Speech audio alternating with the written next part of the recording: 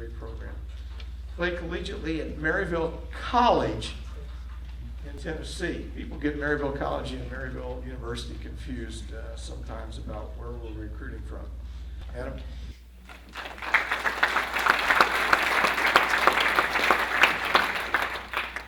Thanks, guys. Really excited to be here. I'm actually older than you probably think I am. This is my 10th year coaching college baseball, so I've been around a little bit. This is my 5th school I've worked at, all at the Division III level. So I've got a pretty good perspective on the level, the differences in the different schools that I can share with you here. The couple of things that are consistent with all Division III schools, the big one, there's no athletic money. And no athletic money and no influence with financial aid because you are an athlete. And I know a lot of people, they might hear somebody say, well, the coach can do this for you. If a coach is telling you they can get you more money, they're either lying to you or they're breaking the rules at that school. That's against the rules of Division III. There's also no clearinghouse, so there's no, you have to be a 2.5, 20 or whatever. It's all based on the individual school. So to be able to play baseball at WashU, you got to get into WashU. And there are some schools in Division III that are more enrollment driven, tuition driven, to where you can get into those schools with grades that aren't as strong. I know at my previous school, Marietta, we had some schools in our league that would get in kids that were non-qualifiers in Division I, Division II. So a lot of times I think Division III is all great academic schools. It really depends on the school. The way scholarships work, each school is going to offer some kind of merit-based aid.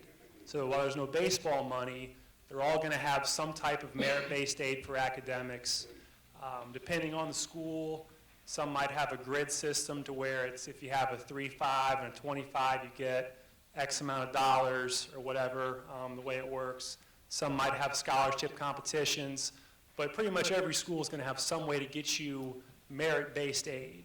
And there's also financial aid that's need-based, based on your family's EFC, the FAFSA information that you submit to the school. So when you think about non-scholarship for baseball, there's a lot of ways that schools can make it affordable for families with need-based aid and with financial aid. Something else I think is important with private schools, understand that the money all comes from the same pot of money. So some people get caught up in, I'm getting an academic scholarship, I'm getting whatever grant. It's all the same money. It's all free money for you. So I think it's important to understand that just because it doesn't say, academic money, it's still free money, and that's the way the school is going to help you afford the school. WashU, obviously very competitive. Most of our guys do not get scholarship money. We give out a few different types of scholarships, but we have, I think, normally about 1,700 freshmen each year. They might give out maybe 200 scholarships.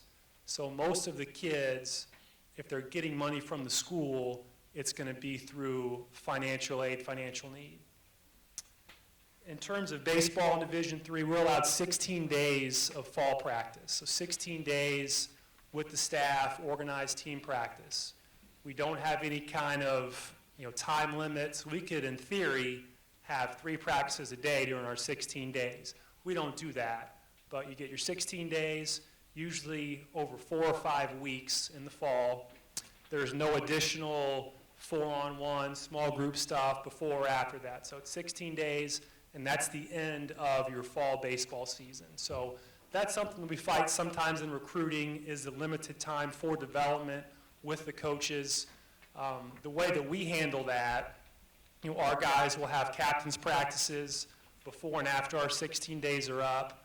We have a really good sports performance staff for our department, so they're lifting with our guys year-round. Once our 16 days are up, we can't go in and mandate a lift or run a workout, but our sports performance staff can. So our guys are training year-round. We're doing stuff from the first day of school to the end of classes to get better at baseball. But we just get 16 days in the fall. We have a 40-game max in Division III, so you play your 40 games and that's 40 games plus postseason.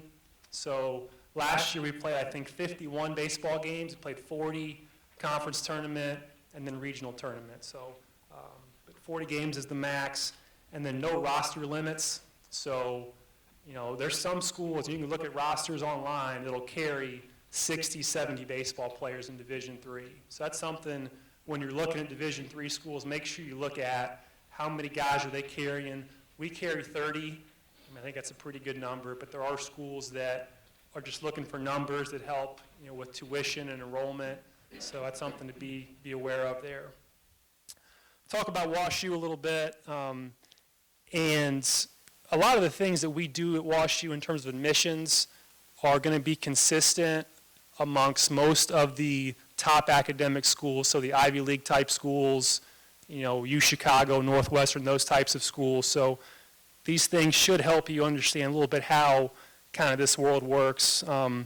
Obviously, for me, it's a huge honor to work at a place like WashU. It's a fantastic school. I didn't go to school, I wasn't smart enough, but it's a great place to be. The average ACT is a 33. The average SAT last year was a 1470. So obviously very high standards. For us, with our first recruiting class, our average for baseball, our average ACT was a 33.5, and our average SAT was a 1490. So there's not much flexibility with athletics to get kids into school.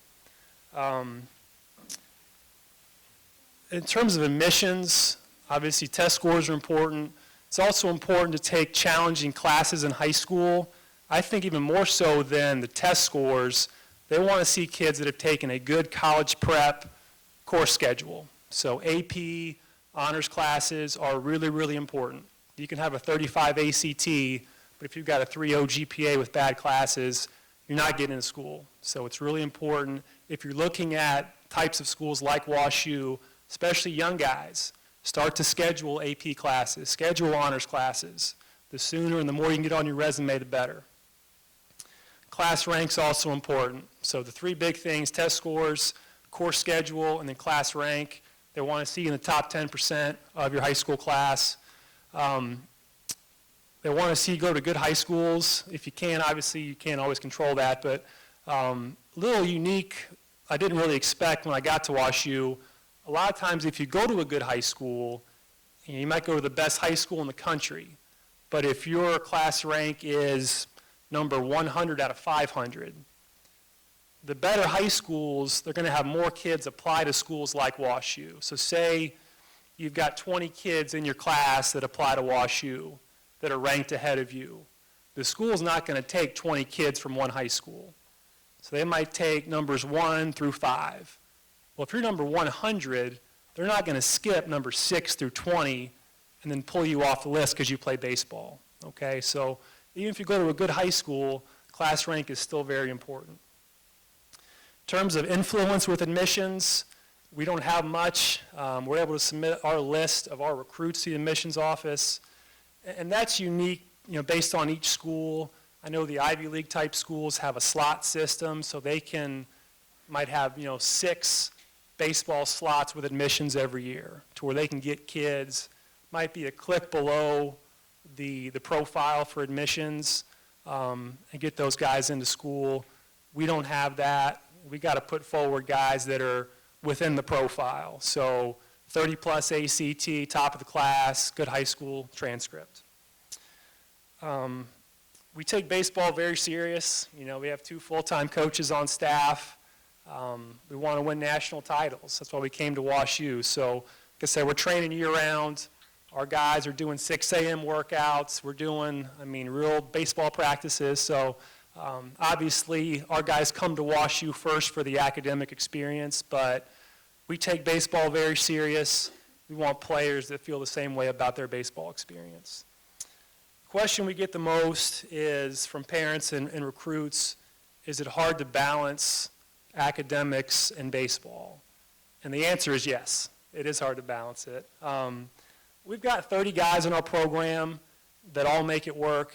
There are times where it is very challenging, and you see guys come to practice and they look fried, they're tired, they're worn out because they haven't slept much, they've been studying.